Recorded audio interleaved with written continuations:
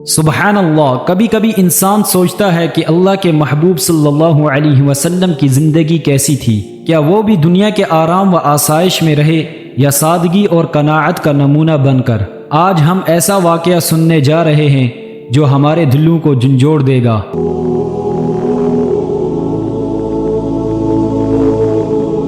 السلام علیکم ورحمۃ اللہ وبرکاتہ۔ شروع اس ذات کے نام سے جو بڑا مہربان نہایت رحم والا ہے۔ ایک مرتبہ حضور اقدس صلی اللہ علیہ وسلم نے اپنی ازواج مطہرات سے 1 مہینے تک علیحدہ رہنے کی قسم کھائی۔ مدینے میں یہ خبر مشہور ہو گئی کہ شاید آپ صلی اللہ علیہ وسلم نے اپنی بیویوں کو طلاق دے دی ہے۔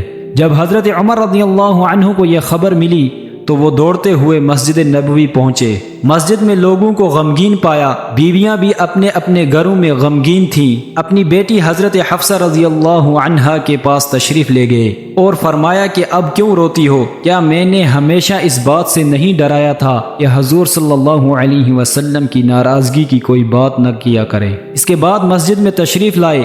وہاں ایک جماعت منبر کے پاس بیٹھی تھی۔ تھوڑی دیر وہاں بیٹھے رہے مگر شدت رنج سے بیٹھا نہ گیا تو حضور صلی اللہ علیہ وسلم جس حجرے میں تشریف فرما تھے اس کے قریب تشریف لے گئے اور اندر حاضری کی اجازت چاہی۔ حضرت رباح رضی اللہ عنہ حاضر خدمت ہو کر حضرت عمر رضی اللہ عنہ کے لیے اجازت مانگی مگر حضور صلی اللہ علیہ وسلم نے سکوت فرمایا، کوئی جواب نہ دیا۔ حضرت عمر رضی اللہ عنہ مایوس ہو کر منبر کے پاس آ کر کچھ دیر بیٹھے، پھر سے واپس تشریف لے گئے اور اجازت طلب کی۔ پھر حضور صلی اللہ علیہ وسلم نے سکوت فرمایا اور تیسری مرتبہ جب لوٹے اندر جانے کی اجازت ملی۔ حضرت عمر رضی اللہ عنہ حاضر خدمت ہوئے تو دیکھا کہ حضور اقدس صلی اللہ علیہ وسلم ایک چٹائی پر لیٹے ہوئے ہیں جس پر کوئی چیز بچھی ہوئی نہیں ہے۔ اس چٹائی سے آپ کے جسم اطہر پر نشانات بھی ابھر آئے ہیں اور سرہانے ایک چمڑے کا تکیہ ہے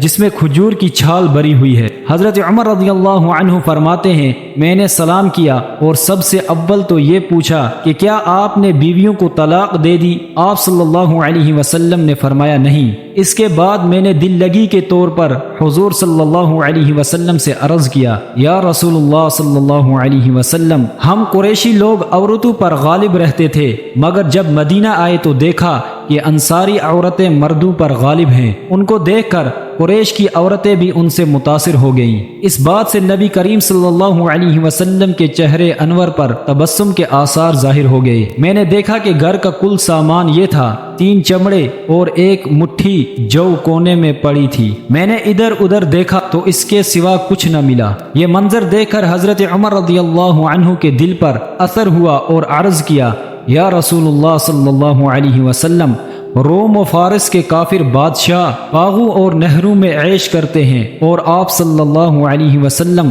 اللہ کے محبوب ہو کر اس حال میں ہیں۔ اس پر نبی کریم صلی اللہ علیہ وسلم نے فرمایا، اے عمر، کیا تمہیں ابھی تک شک ہے؟ سنو، آخرت کی نعمتیں دنیا کی نعمتوں سے کہیں زیادہ بہتر ہیں۔ حضرت عمر رضی اللہ عنہ نے تڑپ کر عرض کیا، یا رسول اللہ صلی اللہ علیہ وسلم، میرے لیے استغفار فرما دیجئے۔ حضرت عائشہ رضی اللہ عنہا سے پوچھا گیا کہ حضور کا بستر کیسا تھا؟ انہوں نے فرمایا، ایک چمڑے کا بستر جس میں کھجور کی چھال بری ہوئی تھی۔ حضرت حفصہ رضی اللہ عنہا فرماتی ہیں کہ رسول اللہ صلی اللہ علیہ وسلم کا بستر ایک ٹاٹ تھا، کبھی دوہرا کر بچھا دیتی، ایک دن میں نے اسے 4 تہہ کر دیا تاکہ نرم ہو جائے۔ صبح حضور صلی اللہ علیہ وسلم نے فرمایا، رات کو کیا بچھایا تھا؟ میں نے عرض کیا، وہی ٹاٹ تھا، اس کو 4 تہہ کر دیا تھا۔ فرمایا، اس کو ویسا ہی کر دو جیسا پہلے تھا، اس کی نرمی رات کو اٹھنے میں رکاوٹ بنتی ہے۔ ناظرین، آج ہم نرم بستر اور ہر طرح کی آسائش میں رہ کر بھی شکوہ کرتے ہیں، جبکہ اللہ کے محبوب صلی اللہ علیہ وسلم اتنی سادگی کے ساتھ زندگی گزارتے تھے۔ ہمیں چاہیے کہ ان کے اسوہ کو یاد کر کے شکر گزار بنیں اور دنیا کی محبت کو دل سے نکال دیں، کیونکہ اصل کامیابی دنیا کی آسائش نہیں بلکہ آخرت کی کامیابی ہے۔